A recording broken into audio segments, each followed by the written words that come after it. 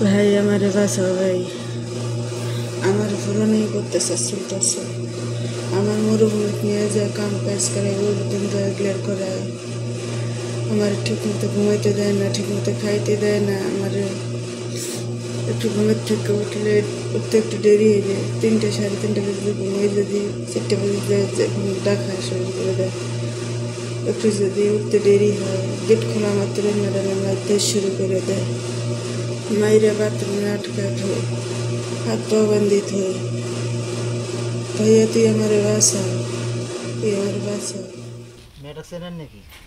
Saudi আরবে গৃহকর্মীর কাজে গিয়ে নির্যাতন শিকার এক নারী এভাবেই বাঁচার আকুতি জানাচ্ছেন। সামাজিক যোগাযোগ মাধ্যমে ছড়িয়ে পড়া ওই ভিডিওর খোঁজ করতে গিয়ে জানা যায় তার বাড়ি রংপুরের পীরগাছায়। বিষয়টি নিয়ে প্রতিবেদন করতে পীরগাছা উপজেলার কান্দি গ্রামে ওই নারীর পরিবারকে খুঁজতে গিয়ে কথা হয় অনেকের সাথে। সেই গ্রামের ষাটোর্ধ্ব এক বৃদ্ধা জানালেন তারও 2 মেয়ে সৌদি আরবে গৃহকর্মীর কাজে গেছে। তবে 6 মাস ধরে এক মেয়ে গুরুতর অসুস্থ হলেও বাড়ির মালিক কোনো চিকিৎসা করাচ্ছেন না। গত মাসে রংপুর থেকে তিনি নিজেই ওষুধ পাঠিয়েছেন। চিকিৎসা পাতি নাই, কোনো কাপড় ধরি নাই।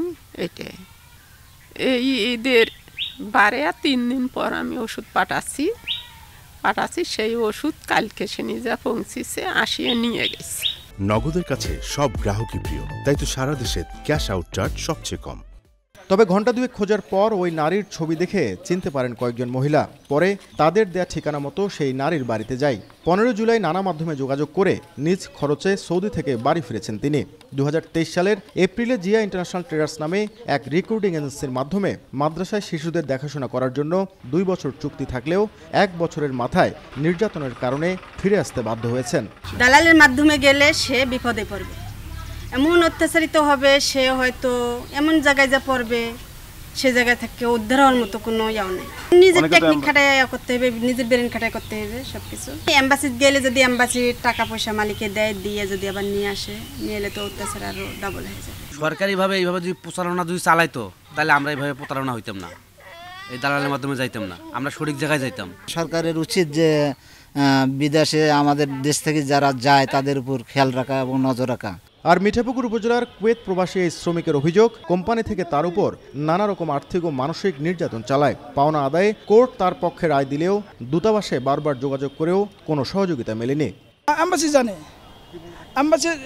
জানলে তো উনি এম্বাসিতে আমাকে 2 নামের কাগজ বানিয়ে দিল। এই যে দেখেন এখানে বিপুল মিয়া, আব্দুল কুদ্দুস লেবার, জলিব শুয়েক, কুয়েত, এই যে সাইন, এই সাইন আমার না। এখানে সাদা কাগজে বসানো হয়েছে, তারপরে একটা কাগজ স্ক্রিন করছে, এই একটা কাগজ স্ক্রিন করছে, এই একটা কাগজ স্ক্রিন করছে, এখান থেকে একটা করছে, 4টা। নগদের কাছে সব গ্রাহকই প্রিয়, তাই তো সারা দেশে ক্যাশ আউট চার্জ সবচেয়ে কম।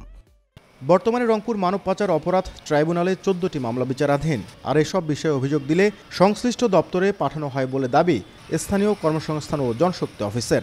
হয়তো নিয়ে যাওয়ার পরে যে ধরনের কাজ দেওয়ার কথা ছিল সেরকম দেয়নি। আবার কিছু আছে যেগুলো নিয়ে গেছে তাদেরকে আসলে ওয়ার্কিং ভিসায় নিয়ে যাওয়া হয়নি, তাদেরকে ট্যুরিস্ট ভিসায় নিয়ে যাওয়া হয়েছে।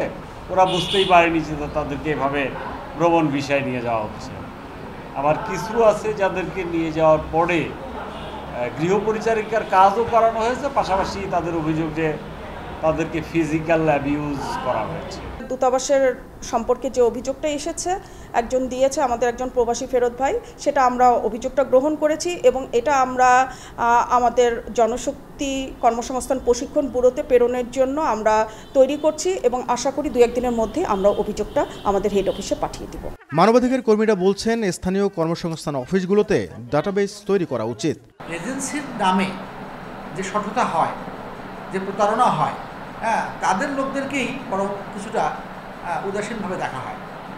আর যারা ক্ষতিগ্রস্ত হয়, যারা এমবেসির কাছে সাহায্য সহযোগিতা চায়, তাদেরকে আসলে অবহেলা করা হয়। ব্যক্তির ফিঙ্গারপ্রিন্ট নিল, ব্যক্তির হিসাব রাখলো, ওই ব্যক্তি কোন রিক্রুটিং এজেন্সির মাধ্যমে গেল, বা প্রত্যেকটা লাইসেন্সি রিক্রুটিং এজেন্সি বছরে কতগুলো নিয়ে গেল, কোন এলাকা থেকে নিয়ে গেল, কাদেরকে নিয়ে গেল, সেই যে রিটার্নগুলো, দলিল দস্তাবেজগুলো, এগুলো এদের হাতে থাকবে। প্রবাসী শ্রমিক হিসেবে যাবার হার সবচেয়ে কম রংপুর বিভাগে। নাজমুল ইসলাম নিশাত, সময় সংবাদ, রংপুর।